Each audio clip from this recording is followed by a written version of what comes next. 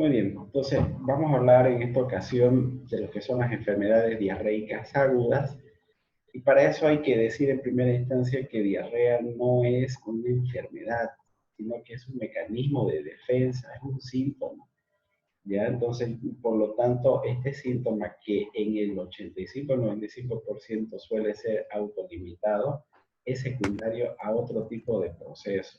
¿Ya? Entonces, habitualmente no debemos confundir entre lo que es diarrea, ¿no es cierto?, como síntoma y no como enfermedad como tal. ¿Ya? Cuando hablamos de diarrea como tal, es síntoma, pero cuando hablamos como síndrome diarreico agudo o enfermedad diarreica aguda, estamos hablando ya de un conjunto de alteraciones que se producen a nivel intestinal a consecuencia, ¿ya?, de un patógeno habitualmente o un proceso que desencadenó este mecanismo. Entonces, es muy importante tomar en el contexto al que nos referimos. ¿Ok? Y para eso es importante conocer que todo este proceso habitualmente se va a llevar en el intestino delgado, que ustedes saben que es parte del tubo digestivo, tiene tres porciones, el duodeno, el yeyuno y el ilio. En todo su trayecto viene a corresponder alrededor de 6 metros, donde el duodeno se delimita con el píloro, el yeyuno se limita con el duodeno a través del ángulo duodeno yeyunal o ángulo de Treitz, pero sin embargo se ha visto que entre el yeyuno y el ilio no hay una delimitación real. Aparentemente un 40-50% es mal delimitada los límites cuando se hace una exploración quirúrgica, y ahí, por lo tanto más se lleva por el tamaño de cada segmento y lo hace apreciar como que si fuera en ese territorio el yeyuno y la última porción ya como si fuera el ilio. Pero el límite preciso entre yeyuno y el ilio no existe. ¿Eh? Entonces, a tomar ese detalle en cuenta. Ustedes saben que dentro de la mucosa del intestino delgado hay unas prominencias llamadas válvulas conminentes, que son muy diferentes a las que se encuentran en el intestino grueso. El intestino delgado en su porción distal termina en el ilio, ¿ya? Y a partir de esta válvula ileocecal continúa con el colon. Otro detalle importante que hay que conocer es de que fisiológicamente llega al intestino alrededor de 8 a 9 litros de líquido. Y estos líquidos están comprendidos en relación a lo que ingerimos nosotros por la boca, las secreciones salivales, las secreciones gástricas, biliares, pancreáticas y jugos intestinales. Entre todos ellos se hace alrededor de 8 a 9 litros. Y de estos 8 a 9 litros, alrededor del 80%, terminan absorbiéndose en el intestino delgado. ¿Ya? Entonces, que quede este punto claro, porque a partir de esto viene la importancia de conocer las diarreas. Vuelvo a repetir, ingresa de líquido por la boquita alrededor de 2 litros de forma diaria, secreciones salivales 1,5 litros, gástricas 2,5 litros, biliar 500 ml, pancreática 1,5 litros y intestinal 1 litro. Esto hace alrededor de 9 litros. Estos 9 litros se van a absorber en el intestino delgado y se van a absorber entre yeyuno y el ilio. ¿Listo? Y cuando termina de absorberse a nivel del ilio, va a botar hacia el colon alrededor de 1 a 2 litros de líquido. ¿Ok? Y de esa cantidad que llega al colon de líquido, en base a todos los procesos que tiene a nivel del intestino, se absorben, ¿ya? 1000 a 1300 ml y solamente 200 terminan eliminándose para la formación y la consistencia de la materia fecal. Sin embargo, se ha visto que el límite máximo de absorción que puede tener el intestino grueso en cuestión de líquidos puede llegar incluso hasta 5 litros, dependiendo de eso, de la cantidad de líquidos ingeridos y de la cantidad de secreciones que tenga y de la indemnidad del intestino delgado, porque si hubiese algún problema por el cual no se absorbe el intestino delgado, pues le va a tocar al intestino grueso tener esa función. No olvidarse que en lo que es yeyuno y en lo que es el lilio se absorben principalmente nutrientes y vitaminas. Y dentro de los electrolitos también que se absorben está el sodio, está el potasio, está el cloro, está el magnesio, está el zinc. En el duodeno, habitualmente lo que más se absorbe es el hierro, es el ácido fólico, ¿ya? Principalmente. A nivel del híleo, lo que más se absorbe es la vitamina K y la vitamina B12. Pero no se olviden principalmente que el sodio, potasio y cloro. En estos dos segmentos, yeyuno y lilio, obviamente también es ahí donde se va a producir la absorción de los carbohidratos de compuestos aminoácidos, ya los lípidos de la misma forma, descompuestos a sustancias más absorbibles, y de la misma forma, ¿no? Las proteínas, carbohidratos de disacáridos a monosacáridos, y esos vendrían a ser los macronutrientes que se absorben a nivel intestinal. Pero no vamos a tocar mucho ese tema, lo vamos a dejar para la siguiente cuando hablemos de los trastornos de mala absorción, porque ahí nos vamos a dedicar a hablar de los macronutrientes, carbohidratos, proteínas y lípidos. Lo que me interesa ahora desde el punto de vista de las diarreas que sepan es de que 80% del agua se absorbe a nivel intestinal y aproximadamente un 15 a 20% se absorbe a nivel del colon y juega un papel importante lo que es el sodio, potasio, cloro y magnesio, tanto a nivel del intestino delgado como a nivel del intestino grueso. ¿Listo? ¿Y cómo es que habitualmente va ocurriendo esto?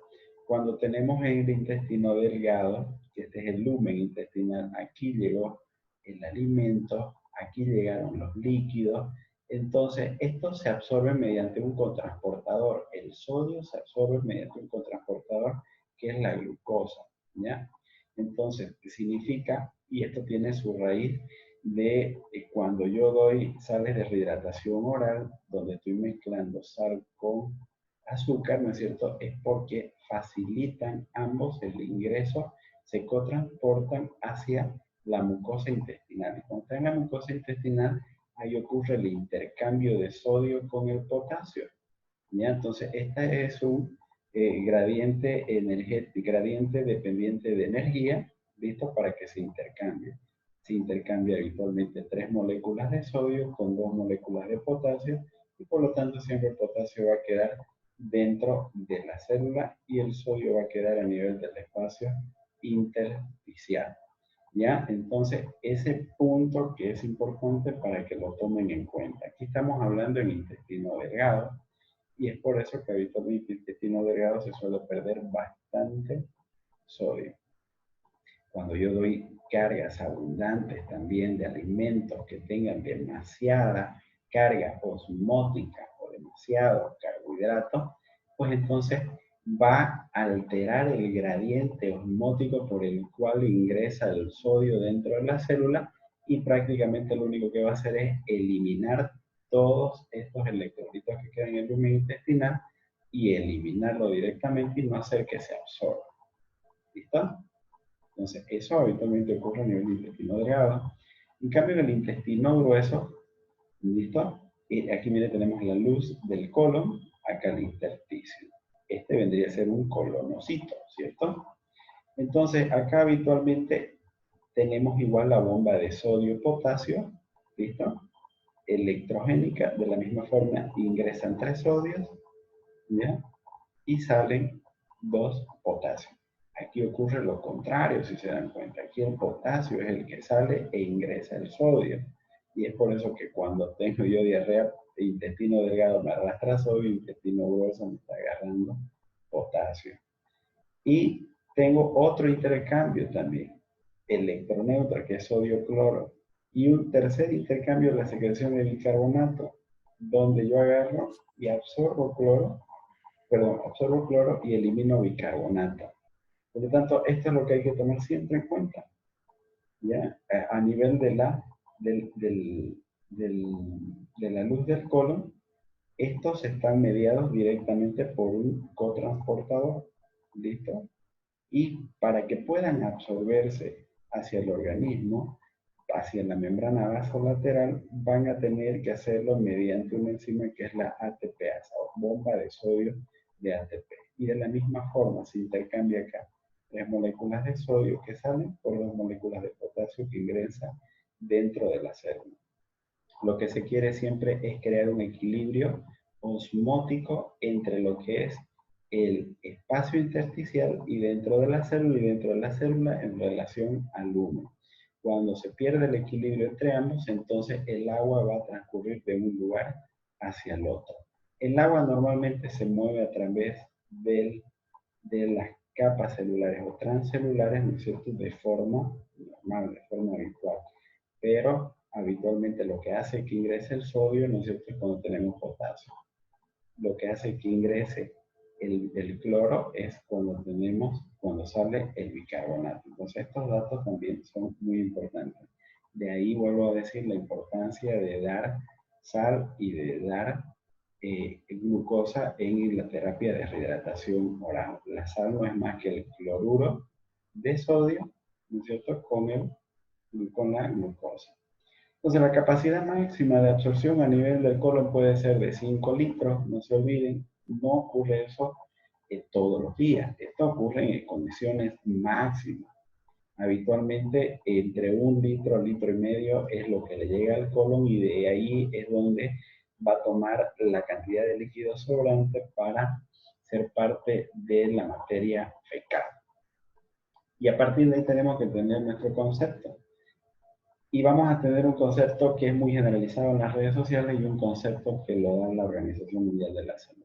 Habitualmente se habla de una diarrea aguda al aumento del número habitual de deposiciones, generalmente mayor a 3 por día. Esto requiere un aumento de peso y cuando hablo de aumento de peso significa mayor a 200 gramos en 24 horas. ¿Listo? Mayor a 200 gramos por deposición y volumen de deposición. Significa que cuando yo tengo más cantidad y si eso se pesara, entonces va a tener mayor peso. Pero como no vamos a estar en todas esas de estar pesando la cantidad que uno tiene de deposiciones, algunos sumaron el concepto entonces de que una disminución en la consistencia también es válido para decir que una persona tiene diarrea o si es menos de una semana de evolución. La Organización Mundial de la Salud no se complicó tanto y dijo, basta que la persona tenga 3 o más deposiciones al día y de estas una sea con moco o una con moco y sangre para decir que está con diarrea. Y para que hayan 3 o más deposiciones al día tiene que haber un cambio en la consistencia de las deposiciones. Si una persona normalmente todo el tiempo hace blanda, ¿ya? Entonces un cambio de consistencia sería que sea líquida. Una persona que habitualmente todo el tiempo hace dura, ¿ya? Las deposiciones con que sea blanda ya se convierte en una diarrea si esta es 3 o más veces al día. O si no son más de 3 veces, basta con una vez, pero que tenga moco y sangre. Entonces, no se olviden, hay 2 formas para poder definir lo que es una diarrea aguda. Esta se convierte en una de las primeras causas de mortalidad infantil y de internación en adultos. Entonces, y de ahí radica, ¿no es cierto?, la importancia, sobre todo en la etapa infantil, ya que estas suelen lograr grados importantes de deshidratación y las deshidratación lo que ocasionan son alteraciones del medio interno. Y cuando hablo en relación al medio interno, hablo de alteraciones del sodio, alteraciones del potasio, alteraciones del juego del bicarbonato con el cloro, ¿ya? Que lo único que me va a hacer es llevar a una acidosis metabólica, la pérdida de líquido y no absorción de estos, y por lo tanto entrar en deshidratación. La deshidratación se me refleja en una disminución de mi espacio intravascular y de mi plasma, aumentando mi hematocrito y por lo tanto hemoconcentrándome, y de forma final me afecta mi función renal alterándola y llevándome a una injuria renal aguda. Todo esto va a hacer que disminuya la presión arterial, entre en taquicardia con mayor riesgo de mortalidad. Entonces, ahí está el punto principal donde estos pacientes suelen complicarse por las alteraciones hidroelectrolíticas y complicaciones secundarias a nivel cardíaco. Tengo bajo potasio, arritmia cardíaca y paro. Entonces, no olvidarse que la diarrea es un mecanismo de defensa que habitualmente es autolimitada y por lo tanto no requiere tratamiento, sino cambios en las medidas higiénico-dietéticas. Y entonces ese concepto tiene que quedar claro, por si muchas veces a uno le habla el vecino, el primo, o la tía, o cualquier persona se acerca y dice, bueno, estoy con diarrea, pero tengo una reunión mañana, ¿cómo la paro? Me tomo antibióticos, me tomo cotrimoxazol, me tomo carbón activado, me tomo un probiótico, ¿qué es lo que hago? Y habitualmente lo que hacen en primer nivel, en atención primaria, es darle antibiótico. Y en realidad no es la conducta más ideal. No es la conducta más ideal, no se olviden, 85% de las diarreas son autolimitadas, ceden espontáneamente y por lo tanto no requieren un tratamiento antibiótico. ¿Listo? Entonces, solo 5 a 10% de las diarreas en realidad sí llegarían a necesitar antibióticos, el resto no. Miren, dentro de las diarreas agudas, cuando son causa infecciosa, ya el 85% ya se deben a bacterias como Escherichia coli, Salmonella, Shigella, virus, parásitos, toxinas de estas bacterias, drogas, enfermedades inflamatorias intestinales, colitis pseudomembranosa, etc. Y dentro de estos agentes infecciosos, en los niños habitualmente los virus son la mayoría. En los menores de 5 años, las diarreas se deben ya a procesos virales. Y los procesos virales se autolimitan y no requieren un tratamiento específico. ¿Ya? Las diarreas infecciosas agudas habitualmente se deben a contaminación de alimentos por microorganismos y sus toxinas. Hay falla en los sistemas defensivos como la acidez gástrica, motilidad intestinal, defensa inmune, celular y humoral.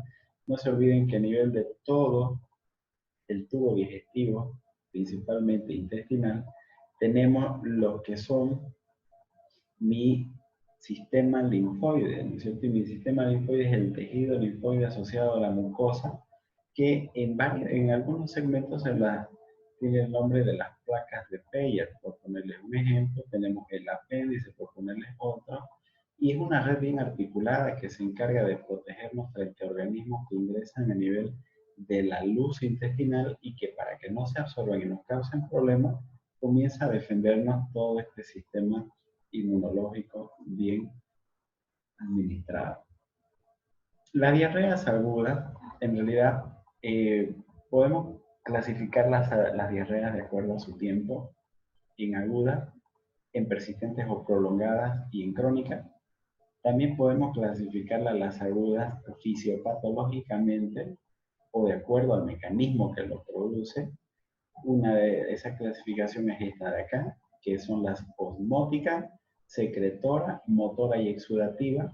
Y una tercera clasificación es de acuerdo al grado de lesión o no que puede haber a nivel intestinal. Entonces tenemos las diarreas que son inflamatorias y no inflamatorias. Bien, entonces puede haber esa clasificación. Van a encontrar mucha literatura ustedes en internet o en los libros. Entonces, estas tres clasificaciones grábenselas siempre porque son muy, pero muy básicas. Vuelvo a repetirla. De acuerdo al tiempo de evolución, aguda menos de 14 días, prolongado persistente entre 14 y 30 días y mayor de 30 días habitualmente son crónicas. Algunos mencionan de que más de 14 días puede ser crónica. Sí, puede ser también, ¿no? Porque una que es prolongada por un proceso infeccioso, en realidad ese proceso infeccioso puede ser de evolución crónica. Un ejemplo, el VIH. ¿Ya? Entonces, sin embargo, para fines prácticos, manténganlo esa clasificación, agudo, prolongado y crónico. El segundo, inflamatorio y no inflamatorio, que lo vamos a ver en un momento, Y el tercero, fisiopatológicamente, porque a partir de este mecanismo fisiopatológico, yo voy a decidir el tratamiento, voy a saber qué es lo que lo está causando y cuál es la conducta a seguir. Y se van a dar cuenta que la mayoría de las diarreas con las que nos enfrentamos de forma diaria suelen ser osmóticas, ¿ya? O suelen ser secretorias. Las que más tenemos que tenerles miedo nosotros son las exudativas, porque estas sí en realidad son las causadas por bacterias patógenas que producen toxina y conducen a un daño en la mucosa intestinal. Ninguna de estas dos, como la osmótica o la secretora, va a ocasionar un daño en la integridad de la mucosa intestinal. La motora tampoco, simplemente es un trastorno motor fisiológico, pero no hay un daño estructural en la mucosa. En la osmótica simplemente es la presencia de sustancias osmóticas en la luz del intestino. Agarraste y te tomaste un jugo de papaya con 5 cucharas de azúcar, entonces estás metiendo mucha carga osmótica de carbohidratos, entonces no va a haber ese mecanismo en el intestino compensador de poder equilibrar e introducir sodio con glucosa dentro de la célula. Entonces de esa manera, por medio de un mecanismo osmótico, la célula va a ser de que vaya hacia el lugar donde hay mayor gradiente osmótico, y en este caso va a ser en la luz del intestino, y por lo tanto va a arrastrarse todo el líquido a la luz del intestino y se va a eliminar hacia el exterior. El aumento de las secreciones intestinales de iones, de la misma forma, inhibición de la reabsorción de iones por alteración de la motilidad, y esto que es lo que les acabo de mencionar, la exudativa. No se olviden, aquí sí hay un daño o alteración en la mucosa, y estas diarreas se manifiestan con presencia de moco, proteína o inclusive sangre. Entonces, en la osmótica se acumulan solutos no absorbibles en el intestino delgado, y lo único que va a hacer es que van a aumentar las pérdidas de agua y electrolitos que vienen del líquido extracelular. No se absorbe nada, y donde hay mayor presión osmótica, hacia ese lugar se va a dirigir la cantidad de agua para poder neutralizar ese gran gradiente osmótico. ¿Listo? El agua y el sodio son atraídos hacia el intestino, puede producirse hipernatremia, ¿ya? Y la diarrea disminuye y cesa con el ayuno de 24 horas. Basta de que mi organismo entre en un equilibrio en el sentido de no recibir más carga de carbohidrato en el intestino para que por sí solo nuevamente agarre un estado homeostático y de esa forma vuelva otra vez a absorberse de forma normal y fisiológica. Entonces, miren, con tener solamente ese dato, ustedes ya saben que el principal tratamiento solamente es el ayuno entre 24 a 48 horas. ¿Listo? Entonces, causas de diarrea osmótica exógena, el uso de laxantes osmóticos, entre ellos la lactulosa, se utiliza bastante. Dentro de los fármacos antiácidos que contienen magnesio, colchicina, colisteramina. Entonces aquí entran los que son las sales de magnesio. Cuando dicen, oye, purgate, le dicen, ¿no? Y le dan esa sal inglesa o esa sal de magnesio, y sí, evidentemente funciona como provocando una diarrea osmótica. Luego, alimentos y productos que contienen sorbitol, el manitol también para limpieza intestinal. Dentro de otras causas exógenas, bueno, son las que nosotros mismos ocasionamos por una alteración alimentaria. Consumimos a veces malos alimentos, los combinamos mal y de esa manera ocasionamos una alteración en la absorción de los líquidos y electrolitos. Causas endógenas, puede ser por déficit de disacaridasas, ¿ya? Entonces esto lo vamos a ver en trastornos de mala absorción, todo esto está en mala absorción, mezcla inadecuada de nutrientes o superficie de absorción reducida, cuando hay resección o bypass intestinal, ¿ya? Las diarreas secretoras, de la misma forma, hay una secreción activa de iones, ¿ya? Aquí pueden haber procesos infecciosos, pero que no dañan la integridad de la mucosa intestinal. Ocurren procesos dentro del enterocito que hacen que los iones suelen salir hacia la luz intestinal y de esta manera eliminarse. Entonces hay una secreción activa, y esto está mediado por mediadores intracelulares como el AMP cíclico, el GMP cíclico. Son diarreas mayores a 1 litro, y que pueden continuar 24 a 48 horas. Por ejemplo, cuando hubo la epidemia del cólera en el año 1983, en Cochabamba, donde murieron gran cantidad de pacientes, pero esto fue porque no se tenía en ese entonces al alcance las que son las vías venosas centrales y estos pacientes colapsaban sus venas por la deshidratación, no los hidrataban adecuadamente y fallecían. Habitualmente en esa epidemia que hubo, las deposiciones líquidas por el cólera solían ser hasta 20 litros por día. Imagínense esa gran cantidad, paraba netamente en el baño del paciente y la forma de hidratarlo era dificultoso y fallecía. Entonces luego ya se descubrió que había un medicamento para controlar eso, que era la doxiciclina, y bueno, la tasa de contagio y de epidemia del cólera comenzó a controlarse desde ese entonces. Causas exógenas, miren, igual el uso de laxantes, fármacos como la teofilina, puede haber enterotoxinas, bacterianas y víricas, trastornos de mala absorción de ácidos grasos, mala absorción de ácidos biliares, algunos tumores hormonales como el lipoma a nivel del páncreas, las neuropatías autonómicas, poliposis adenovellosa, clorhidrorea congénita, son menos los problemas, no es tan frecuente la diarrea secretoria. Sí, a tomar en cuenta como causas bacterianas, pero son causas bacterianas que no dañan la integridad, vuelvo a decir, de la mucosa. Se acompañan de un aumento en la cantidad de deposiciones, pero sin moco, sin sangre, ¿ya? Y sin un componente séptico. Las diarreas motoras son secundarias a otra enfermedad, por ejemplo, el intestino irritable, trastornos de enfermedades del colágeno, la diabetes mellitus, hipertiroidismo, se produce un sobrecrecimiento bacteriano, básicamente el diagnóstico de exclusión. Hay periodos en los que hay diarrea, hay periodos en que hay estreñimiento. Haces todos los estudios, cultivos, coprocultivos o parasitológicos seriados, colonoscopías, varios test de absorción, todos absolutamente normales, y es por eso que atribuyen muchas veces al problema patológico secundario de base que tienen. ¿No? Y en cambio las diarreas exudativas, que estas sí son las que te tiran a la cama, sí son las que comprometen la vida, sí son de curso prolongado, sí tienen apariencia séptica, sí pueden complicarse y sí son las que suelen ser de difícil manejo e incluso requerir antibióticos verdaderamente.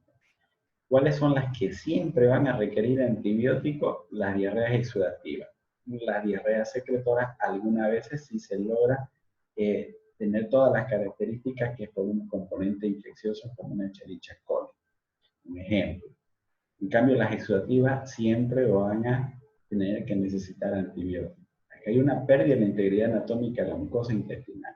Aquí hay moco y sangre y hay pus. Y es por eso que dentro de su interrogatorio ustedes tienen siempre que preguntar si tienen moco o sangre o pus en las deposiciones.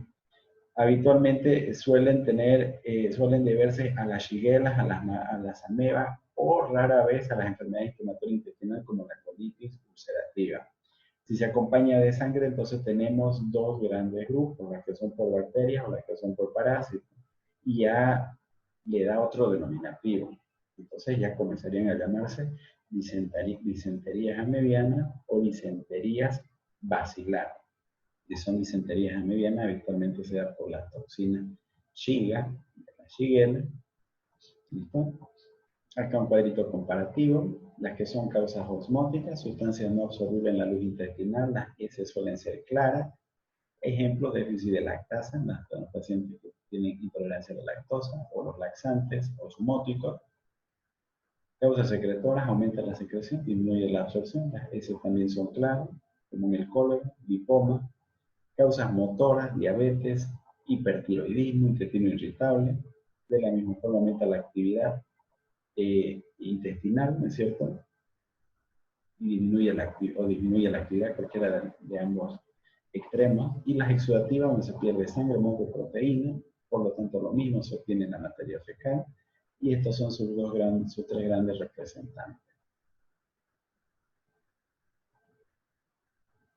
Entonces, ¿cuál va a ser mi objetivo principal en una diarrea aguda?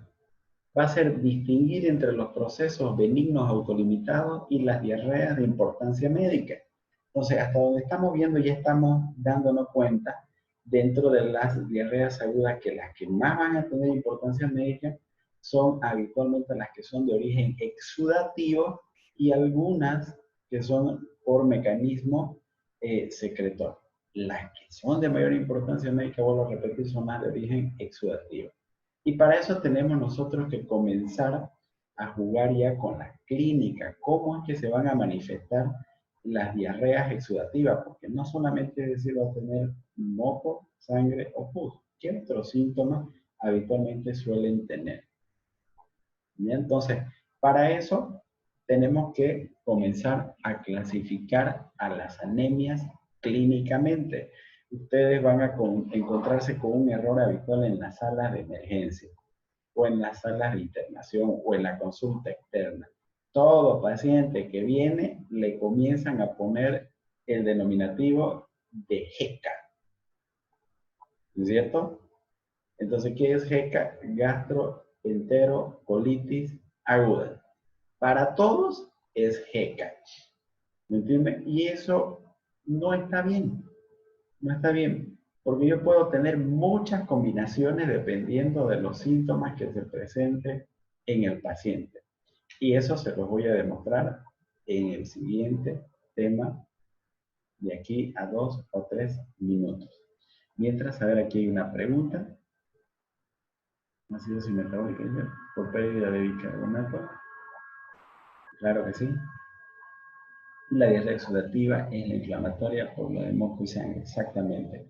Eso me adelanté un poquito a grandes rasgos. Ahora ya vamos a ver en la segunda parte cómo realmente que se presenta todo esto.